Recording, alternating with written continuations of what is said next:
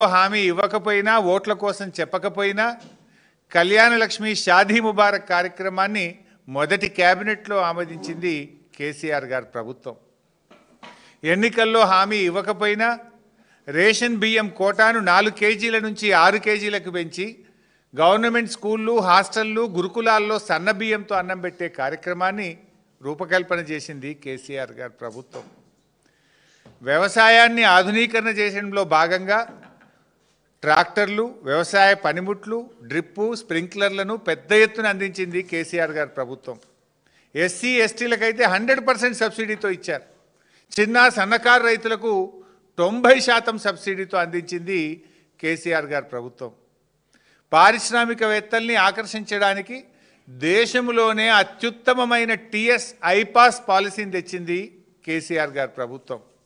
Is of doing బిజినెస్లో రాష్ట్రాన్ని number 1గా నిలిపింది మొదటి 2 ఏళ్లలో కేసీఆర్ గారి ప్రభుత్వం. శాంతి భద్రతల విషయంలో హైయెస్ట్ సీసీ కెమెరాలు పెట్టి, షీ టీంలను పెట్టి, లా అండ్ ఆర్డర్కు వారికి పెద్ద ఎత్తున బడ్జెట్ని ఇచ్చి, రిక్రూట్మెంట్ రూపకల్పన చేసి, కొత్త వాహనాలను అందించి లా అండ్ ఆర్డర్లో దేశానికి ఆదర్శంగా నిలిపింది కేసీఆర్ గారి ప్రభుత్వం. ఇట్లా చెప్పుకుంటూ పోతే చాలా ఉన్నాయి. అంటే మొదటి 2 ఏళ్లలో కేసీఆర్ గారు ఏం చేశారు అంటే ఎన్నో చెప్పడానికి అవకాశం ఉంది. అద్భుతమైనటువంటి కార్యక్రమాలు, మిషన్ భగీరథ, మిషన్ కాకతీయ, 24 గంటల కరెంటు, 1000 రూపాయల పెన్షను, కళ్యాణ లక్ష్మి, షాదీ ముబారక్, ఇలా ఎన్నో ఉన్నాయి. మరి రేవంత్ రెడ్డి గారి ప్రభుత్వం ఏం చేసింది? మొదటి 2 ఏళ్లలో రేవంత్ రెడ్డి గారు చేసింది ఏమైనా ఉందా? అసలు మొట్టమొదల ఫస్ట్ ప్రోగ్రాం వాళ్ళ మేనిఫెస్టోలో ఉన్న మొదటి కార్యక్రమం, ఆయన ప్రమాణ స్వీకారం చేసిన తర్వాత చెప్పిన మొదటి మాట అదే తుసుమన్నది. ఏం చెప్పింది వాళ్ళ మేనిఫెస్టోలో? ముఖ్యమంత్రి గారు తన కార్యాలయంలో ప్రతిరోజు ప్రజల్ని కలుస్తాడు, ప్రజా దర్బార్ నిర్వహిస్తాము అని మేనిఫెస్టోలోని మొదటి పారాలో చెప్పారు. చివరికి జరిగింది ఏంది? ఆ రోజు ప్రమాణ స్వీకారం చేసేటప్పుడు రేవంత్ రెడ్డి గారు రోజు ప్రజా దర్బారు నేను నిర్వహిస్తా, సామాన్యులు సైతం వచ్చి నన్ను కలవచ్చు అని చెప్పి గప్పాలు కొట్టిండు. ప్రమాణ స్వీకారం చేసి ఒక్కరోజు మాత్రమే ప్రజాభవన్కి వచ్చిండు. ఇక మళ్ళీ పత్తా లేడు. తెల్లారి నుంచి మళ్ళీ ప్రజాభవన్కు రాలే. ఒక 4 రోజులు 5 రోజులు మంత్రులు వచ్చిండ్రు, తర్వాత వాళ్ళు కూడా బంద్ అయిపోయిండ్రు. రోజు దరఖాస్తులు పోయి వారానికి 2 రోజులకు వచ్చింది.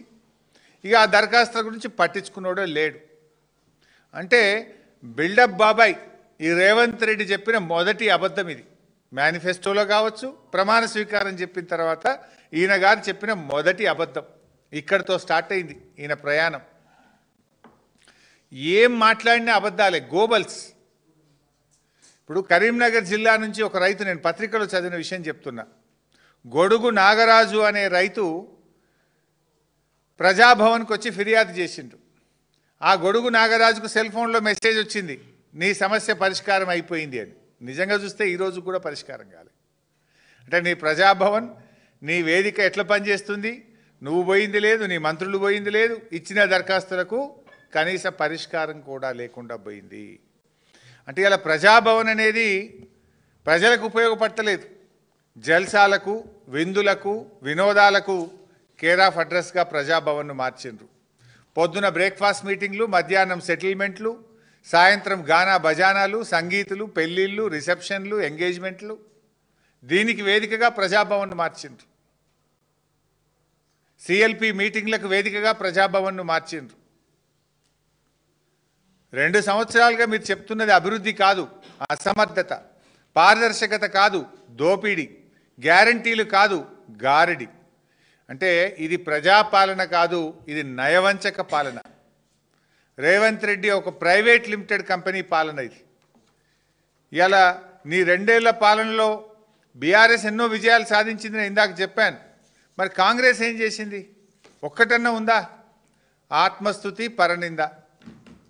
ఎంతసేపు సెల్ఫ్ డబ్బా కొట్టుకోవడం, కేసీఆర్ గారిని, బీఆర్ఎస్ నాయకులను తిట్టడం తప్ప నీ 2 ఏళ్ల పాలనలో ఒక్కటి చెప్పు నువ్వు.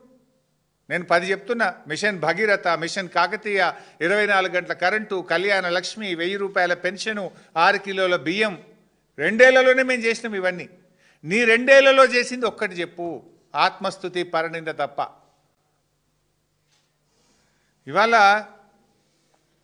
ఈ నీ 2 ఏళ్లలో ప్రజలకు వేదన, రోదనలే మిగిల్చిన నువ్వు. నీ రెండేళ్లలో నువ్వు రాగానే మెట్రో రైలు రద్దు అంటావు, ఫార్మాసిటీ